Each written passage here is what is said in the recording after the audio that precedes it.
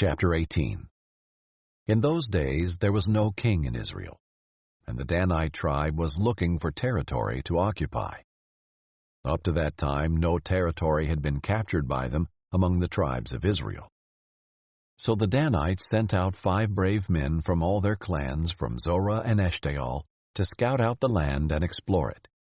They told them, "Go and explore the land."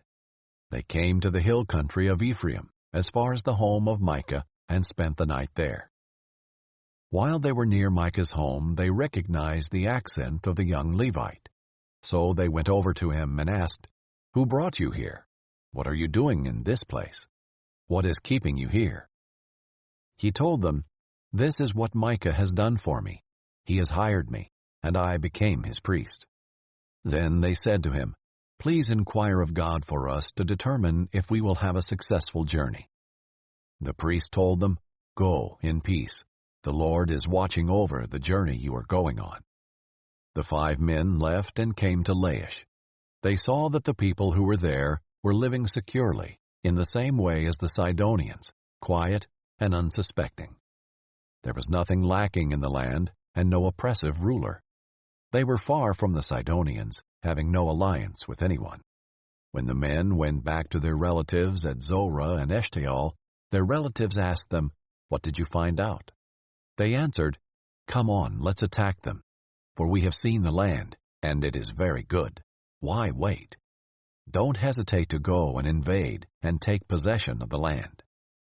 When you get there, you will come to an unsuspecting people and a spacious land, for God has handed it over to you. It is a place where nothing on earth is lacking." 600 Danites departed from Zorah and Eshtaol armed with weapons of war. They went up and camped at Kiriath-Jearim in Judah. This is why the place is still called the Camp of Dan today. It is west of Kiriath-Jearim. From there they traveled to the hill country of Ephraim and arrived at Micah's house.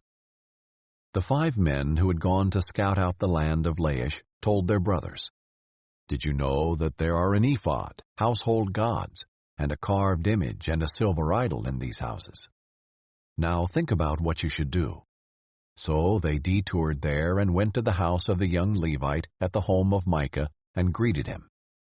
The 600 Danite men were standing by the entrance of the city gate, armed with their weapons of war. Then the 5 men who had gone to scout out the land went in and took the carved image, the ephod, the household idols, and the silver idol, while the priest was standing by the entrance of the city gate with the 600 men armed with weapons of war. When they entered Micah's house and took the carved image, the ephod, the household idols, and the silver idol, the priest said to them, "What are you doing?" They told him, "Be quiet, keep your mouth shut. Come with us, and be a father and a priest to us. Is it better for you to be a priest for the house of one person, or for you to be a priest for a tribe and family in Israel?" So the priest was pleased, and took the ephod, household items, and carved image, and went with the people. They prepared to leave, putting their dependents, livestock, and possessions in front of them. After they were some distance from Micah's house, the men who were in the houses near it were mustered and caught up with the Danites. They called to the Danites, who turned to face them, and said to Micah, "What's the matter with you, that you mustered the men?"